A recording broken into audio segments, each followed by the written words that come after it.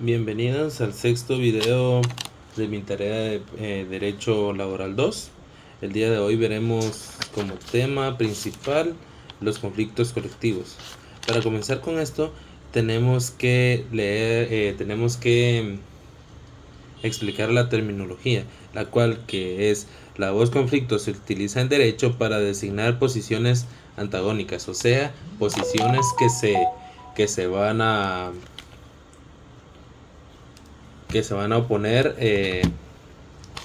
entre ellas. De conformidad con su origen etimológico derivado del latín conflictus, que a su vez tiene su origen en confligere, que implica combatir, luchar o pelear.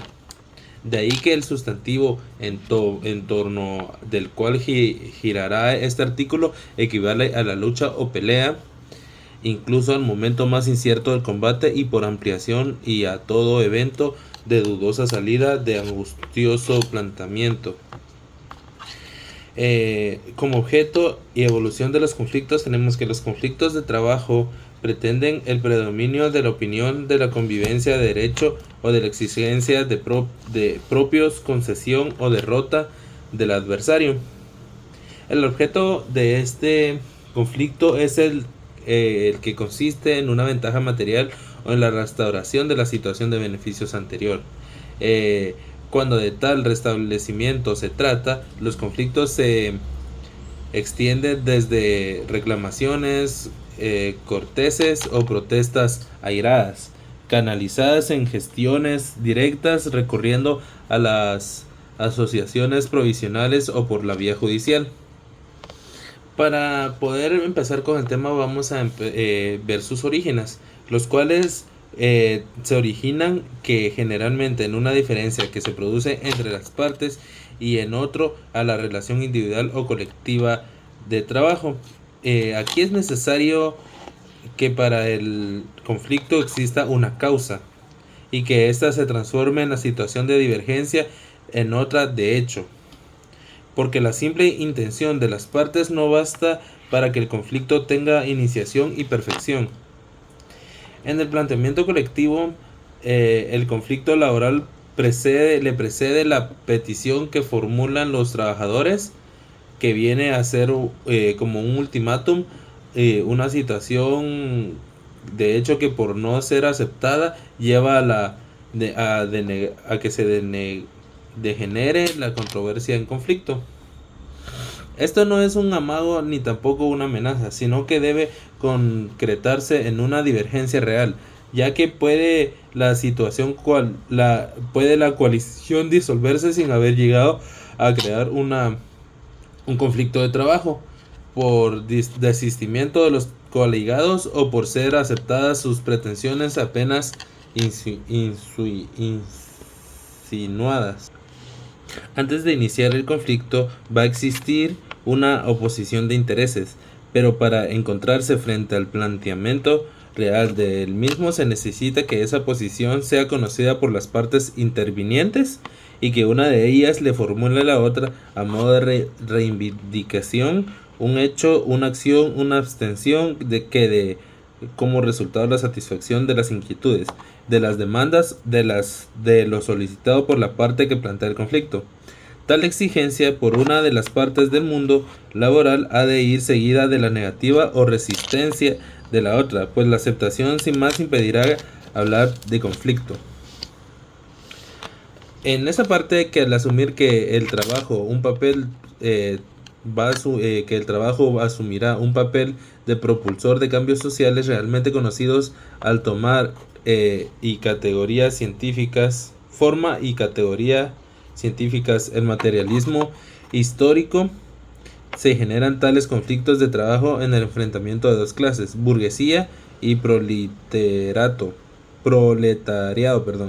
o de dos categorías, capital y trabajo, siendo estas contiendas el reflejo de las grandes insatisfacciones colectivas que de conflictos se producen en huelgas, y de huelgas pueden llegar a la rebelión y a las revoluciones hasta lograr un cambio en la estructura del poder y colocarlo al lado de los trabajadores. Para finalizar con este punto del origen y el origen y el objeto, tenemos que los conflictos, que según el profesor Mario de la Cueva, los conflictos de trabajo componen uno de los factores que expresan la crisis de nuestras sociedades.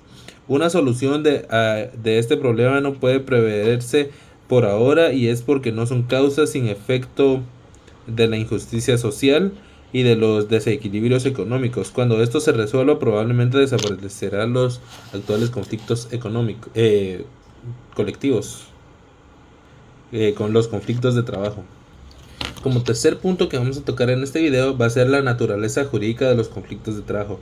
La sustantividad de los conflictos de trabajo deriva de la autonomía del derecho del trabajo, pero además tienen los conflictos de trabajo características propias que por sí mismas contribuyen a otorgarles una personalidad y una fisionomía especial.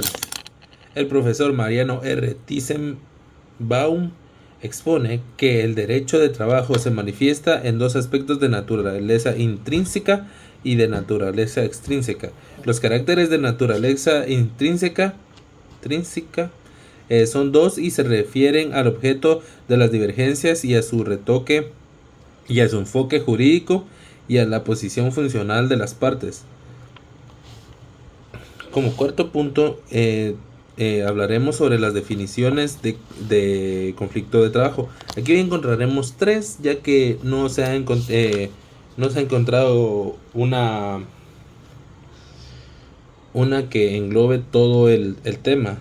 Como la primera, tenemos que Mario de la Cueva sostiene que los conflictos de trabajo son las diferencias que se suscitan entre trabajadores y patronos, que solamente entre ellos o únicamente entre estos en ocasión o con motivo de formación, modificación o cumplimiento de las relaciones individuales o colectivas de trabajo. Como segunda, tenemos la del profesor Ernesto Krotoshin, que expone que por conflicto de trabajo en ese sentido amplio se extienden las diferencias de cualquier clase que nacen en una relación del derecho laboral.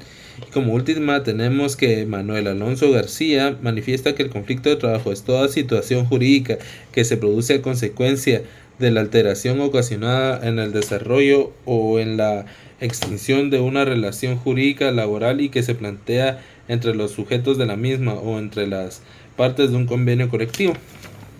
Como último punto, tenemos la clasificación de los conflictos de trabajo.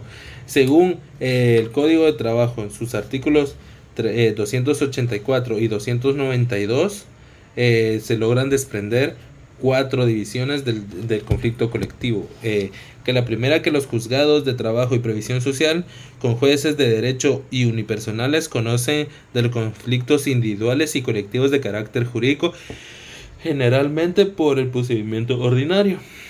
Que de estos mismos conflictos conocen en segunda instancia cuando precede las salas de apelaciones de trabajo y previsión social, que son tribunales colegiados integrados con jueces de derecho, y que los tribunales de conciliación y arbitraje, tribunales paritarios presididos por un juez de derecho, conocen de todos los conflictos colectivos de trabajo económico-social, y de estas últimas controversias conocen también en segunda instancia en las salas de apelaciones, sin que se dé intervención a representantes de trabajadores y patronos, lo cual resulta inexplicable, pues las mismas razones que aconseja la organización paritaria para conocer de los conflictos económicos en primer grado pueden invocarse con igual fuerza para la segunda instancia. Muchísimas gracias por ver este video. Espero les haya servido para obtener un poco de información sobre estos temas. Muchísimas gracias.